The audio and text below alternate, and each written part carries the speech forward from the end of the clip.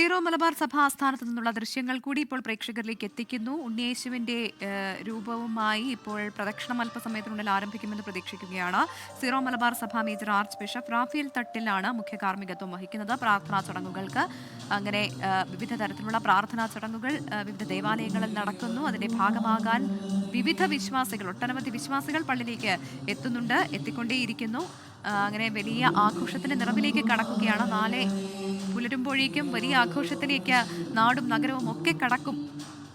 അതിന് മുന്നോടിയായിട്ടുള്ള പ്രാർത്ഥനാ ചടങ്ങുകൾ, ക്രിസ്മസുമായി ബന്ധപ്പെട്ടുള്ള പ്രാർത്ഥനാ ചടങ്ങുകളാണ് ഇപ്പോൾ വിവിധ ദേവാലയങ്ങളിൽ നടക്കുന്നത്. ലോകമെമ്പാടും വലിയ രീതിയിലുള്ള ആഘോഷങ്ങൾ നടക്കുകയാണ് ഇപ്പോൾ വിവിധ ദേവാലയങ്ങളിൽ. ഒപ്പം തന്നെ വിശ്വാസികൾ പ്രാർത്ഥനാ ചടങ്ങിൽ പങ്കെടുക്കുമ്പോൾ ക്രിസ്തുമത വിശ്വാസികൾ അല്ലാത്തവരും ഈ ചടങ്ങിന്റെയൊക്കെ ഭാഗമാകുന്നു, ഈ ആഘോഷത്തിന്റെയൊക്കെ ഭാഗമാകുന്നുണ്ട് എന്നുള്ളതാണ്. അല്ലെങ്കിൽ തന്നെ ആഘോഷങ്ങൾ എപ്പോഴും ജാതിമത ഭേദമന്യേ ആഘോഷിക്കപ്പെടുമ്പോഴാണ് അതിനൊരു പൂർണ്ണത കൈവരുന്നതും അതൊരു ആഘോഷമായി മാറുന്നതും. നമുക്കിനി കൂടുതൽ വിശദാംശങ്ങളിലേക്ക് കടക്കാം. നിതിൻ അംബുജനിലേക്ക് കൂടി ഒരിക്കൽ കൂടി പോവുകയാണ്. സീറോ മലബാർ സഭ ആസ്ഥാനത്ത് നിന്നുള്ള ദൃശ്യങ്ങളാണ് പ്രേക്ഷകർ കാണുന്നത്. കൂടുതൽ വിശേഷങ്ങളും വാർത്തകളും നിതിൻ അംബുജൻ പങ്കുവയ്ക്കും. നിതിൻ, ഇപ്പോൾ ഉണ്ണിയേശുവിന്റെ രൂപം ഉയർത്തിപ്പിടിച്ചുകൊണ്ടുള്ള പ്രാർത്ഥനകൾ നടക്കുന്നു. ഇനി എന്തൊക്കെ ചടങ്ങുകളുണ്ട്? ഇപ്പോൾ പ്രാർത്ഥനാ ശുശ്രൂഷകൾ പുരോഗമിക്കുകയാണ്. സെന്റ് തോമസ് മൗണ്ട്, അതായത് സീറോ മലബാർ സഭ ആസ്ഥാനത്താണ് നമ്മൾ ഈ കാണുന്ന ദൃശ്യങ്ങൾ ഇപ്പോൾ കണ്ടുകൊണ്ടിരിക്കുന്നത്. ഇവിടെ ഇപ്പോൾ പ്രാർത്ഥനാ ശുശ്രൂഷകൾ പുരോഗമിക്കുന്നു. സീറോ മലബാർ സഭ major arch bishop Raphael Thattil കർമ്മങ്ങൾക്ക് നേതൃത്വം നൽകുകയാണ്.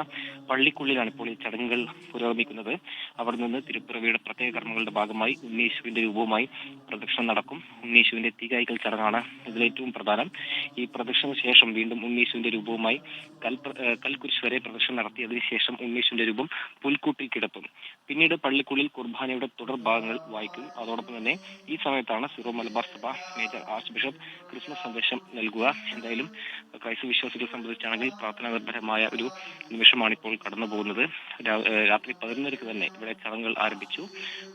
സീറോ മലബാർ സഭ ആർച്ച് ബിഷപ്പ് റാഫേൽ തട്ടിലാണ് മുഖ്യ കാർമ്മികത്വം വഹിക്കുന്നത്. എന്തായാലും വിശ്വാസികൾ ഓരോരുത്തരും ഇപ്പോൾ Kakkanad saint mount zero Malabar സഭ ആസ്ഥാനത്തേക്ക് വന്നുകൊണ്ടിരിക്കുകയാണ്. ഇപ്പോൾ ഈ പ്രാർത്ഥനാ ചടങ്ങുകൾ നടക്കുന്ന ദൃശ്യങ്ങളാണ് നമ്മൾ കണ്ടുകൊണ്ടിരിക്കുന്നത്.